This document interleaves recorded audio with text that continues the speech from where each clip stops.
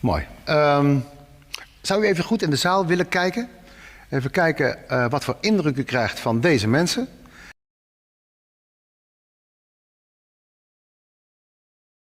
En dan moeten we even kijken naar een actueel filmpje, omdat we daar even over zullen moeten spreken. Ik ben hier om de linkse vooringenomenheid in het onderwijs aan de kaak te stellen. En je hoeft alleen maar naar deze zaal te kijken, naar jullie te kijken, om te zien dat jullie bijna allemaal links zijn.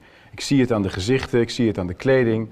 Ik zie het aan de dagvoorzitter die op een uitgesproken vooringenomen wijze dit debat al begonnen is. Je ziet het aan de mensen naast mij. Ik vertrouw iemand die in 1979 de grootste massamoorden uit de geschiedenis ontkende in China en in Cambodja en het verschrikkelijke regime in Albanië ophemelde niet. Die vertrouw ik niet toe om ons onderwijs te beoordelen. Dus als hij zegt vanuit mijn ervaring zie ik geen probleem, dan zeg ik dat dacht hij in 1979 ook toen hij de killing fields bezocht in Cambodja. Toen zag hij ook geen probleem. Dus dat vind ik echt een heel groot probleem.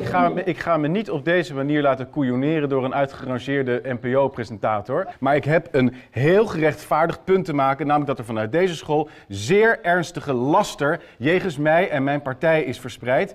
Naar aanleiding van leerlingen die mij daarop hebben gewezen, heeft Forum voor Democratie honderden berichten van scholieren van heel Nederland binnengekregen. Van eruit gestuurd worden als ze voor Trump waren. Van verplicht in Inconvenient Truth van beroepscharlatan Al Gore moeten kijken. Tot Ramadan-vieringen. Noem het allemaal op. Dankjewel. Dank. Alsjeblieft. Hey, dank, tot ziens. Ja. Tot ziens.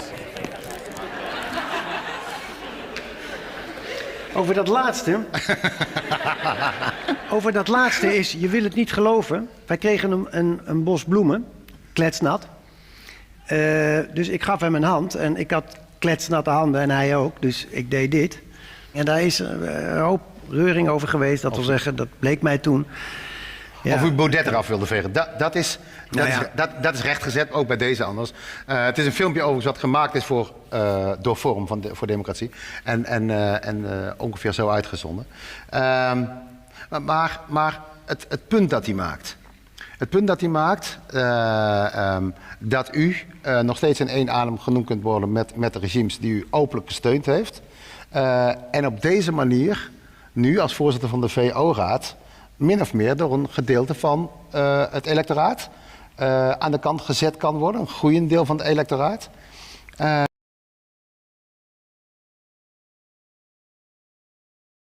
At the Chong Ek Memorial in Phnom Penh, Cambodia, you'll find a stupa, a squat, tower-like structure used as a place of prayer and meditation by Buddhists. At a distance, this little building might seem like a good photo op, but if you get closer, you'll see a truly harrowing sight. Around 5,000 human skulls are stored inside. While this is horrific in its own right, 5,000 dead are the tip of the iceberg for what lays below in a mass grave known as the Killing Fields. And for this, we have one man to thank. Pol Pot, leader of the Khmer Rouge and orchestrator of the horrific Cambodian genocide. While he's rarely mentioned alongside other vicious dictators of the 20th century like Adolf Hitler, Joseph Stalin, Benito Mussolini, and Chairman Mao, proportionally Pol Pot is as bad as any of them. Often credited with murdering practically a quarter of his own country during his 4-year reign from 1975 to 1979, Pol Pot has left a legacy of torture, brutality, fear, and mass killings that left scars on the Cambodian psyche even today,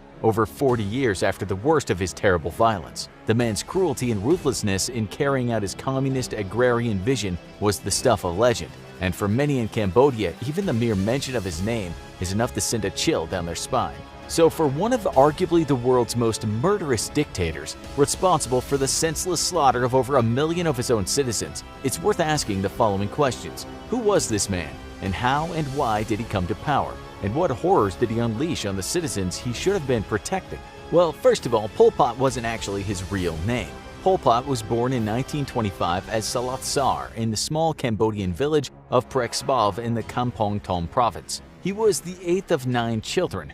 The Cambodia that Sar was born into was once still under French colonial rule, which was naturally a point of contention between the Cambodian people and the powers that be over in France. Though Sar himself was unlikely to have felt the ripples of this personally, having been born into a relatively well-off landowning farming family. His family owned 50 acres of rice paddy, which was over 10 times the national average at the time. so it was fair to say that he lived a pretty charmed life early on. So just how did this upper crust 1%er end up murdering a quarter of his own country? Salazar would make for a terrible student, and his parents worried about his future. While not interested in education in the least, a young Tsar was immediately attracted to the revolutionary attitudes of Cambodian communists, especially those who sought independence from France. Salazar began using the revolutionary pseudonym Pol Pot, short for the French phrase politique potentielle, or potential politics. In politics, he found what he believed to be his true calling.